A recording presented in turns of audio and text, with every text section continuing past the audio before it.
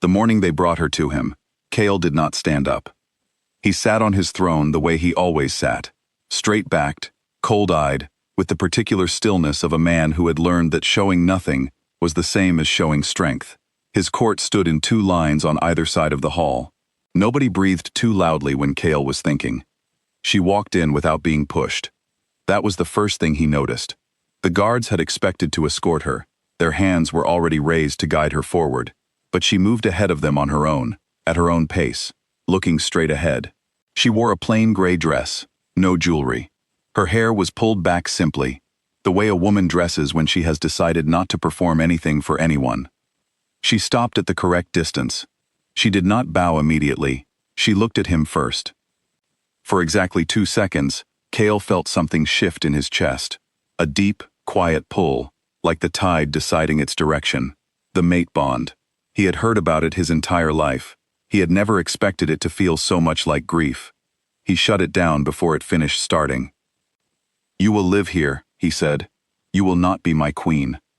And she said nothing. He had prepared for tears. He had prepared for argument, for pleading, for the performance of innocence. He had not prepared for silence, the particular kind of silence that isn't emptiness, but weight. She looked at him one moment longer, then dipped her head in the smallest acknowledgement, and turned to follow the guard who would show her to her room. Her name was Elara. He did not use it again for a very long time. The room they gave her was at the far end of the east wing, far enough that you had to choose to go there. Nobody chose to go there. It was clean, it was warm, and it was the closest thing to invisible that a room inside a palace could be. Kale had arranged it himself. He considered it mercy. He considered the alternative, sending her away entirely, breaking the bond by force, and decided that what he was doing instead was kinder. He believed that for about 3 weeks. He had his reasons for what he did. He always had reasons. The woman before Elara, the one whose name he no longer said, not even in his own mind, had taken his trust and done something so quiet and so devastating with it that Kale had spent 2 years rebuilding himself from the edges inward. He had finished that work. He was not going to undo it for a bond he had not chosen. So he made Elara invisible. He removed her name from the official records. He did not seat her at meals. He did not introduce her to his council. When members of his court asked about the mate bond, he said, "It is being managed," in a tone that ended conversations. She was present in his palace, the way a piece of furniture is present, acknowledged by no one, belonging nowhere, causing no one any inconvenience. He told himself this was control. He told himself this was necessary. He did not tell himself it was cruel, because he was not yet ready to use that word. 43 days after she arrived, one of his senior guards mentioned, at the end of a morning report, that the woman in the East Wing had started leaving food outside her door on evenings when the kitchen ran short. For the junior staff, the guard clarified, she asks what they need and sets it out before they finish their shift. Kale said nothing. He moved on to the next item in the report. But that evening, without making a decision about it, he took a different route through the palace. A longer route, the kind that passes the East Wing. He did not stop. He did not slow down. He noted that there was, in fact, a small covered plate outside her door, and that one of the youngest kitchen girls was picking it up with both hands, and a wide, grateful smile aimed at the closed door. He went back to his study and worked until past midnight.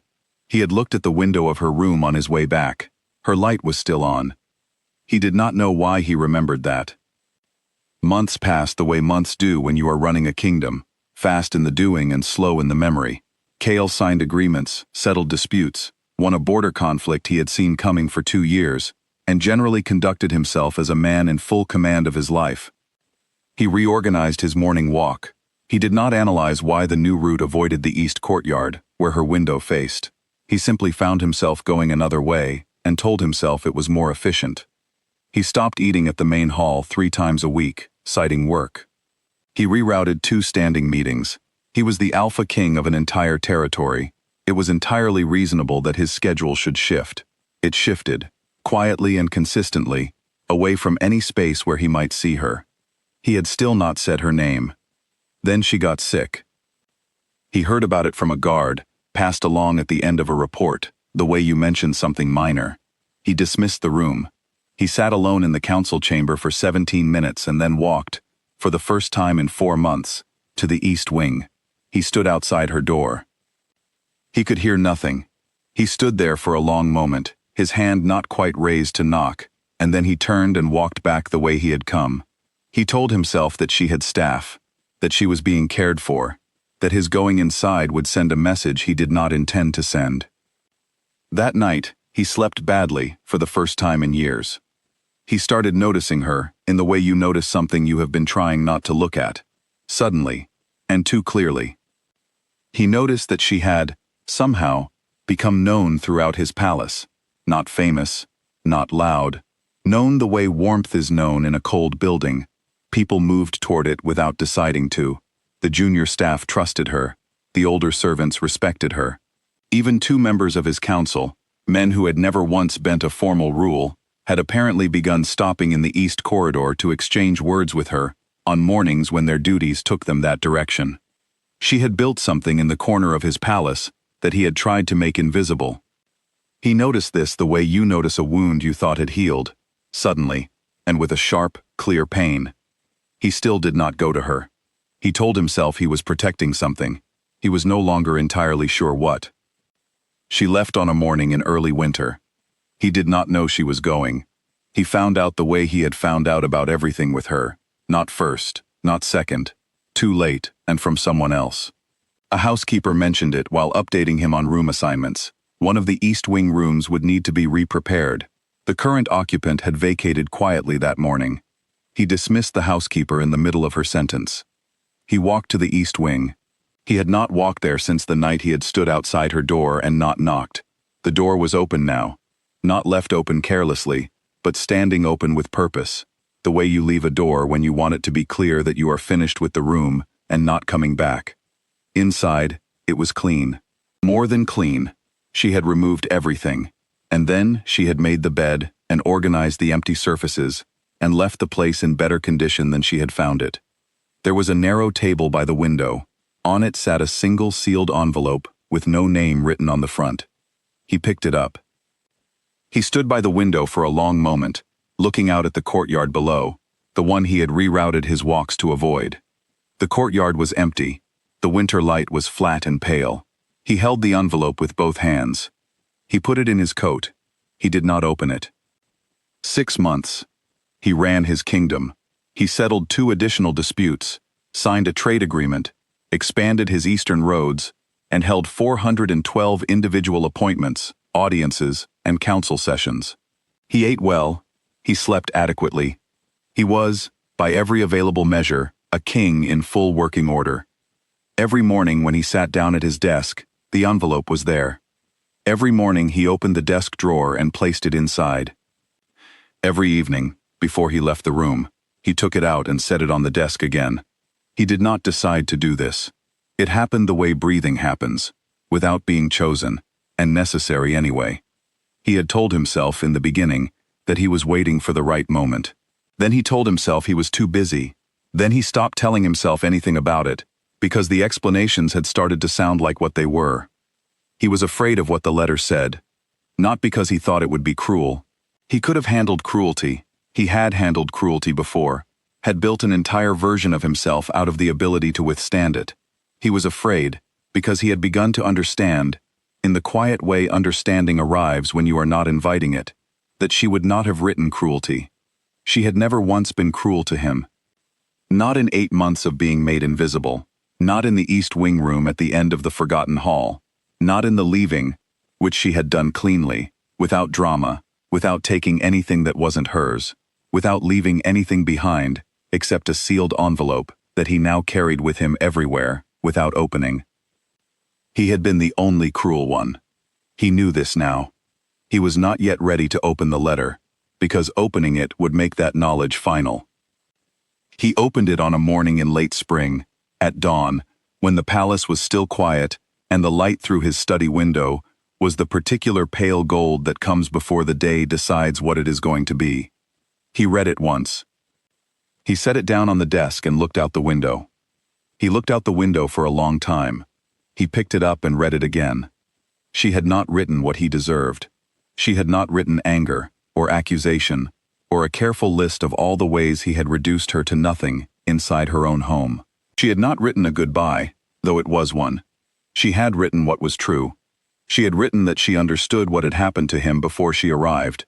Not the details, but the shape of it, the way you can see the shape of a scar without being told the story of the wound. She had written that she did not blame him for protecting himself, because she had watched him for 8 months, and understood that the cruelty was not who he was. It was what fear looked like on someone who had forgotten they were afraid. She had written that she hoped, wherever he arrived eventually, that he arrived somewhere good. She had written one more line after that. He did not read that line to anyone. He read it himself, twice, and then he folded the letter along its original crease and placed it carefully inside his coat. He stood up. He called for his horse. He rode out of the palace before anyone was awake, without leaving a note or an explanation, moving through the pale spring morning with the particular speed of a man who is very late for something important and knows it. She was in a small settlement 2 days' ride east, not hiding, not diminished, simply somewhere she had chosen. She had a position there, quiet work that suited her, a room with a window that faced the morning sun. The people around her liked her. This surprised no one who had known her, which at that point was mostly everyone except him. He arrived at her door in the early afternoon. He had rehearsed nothing.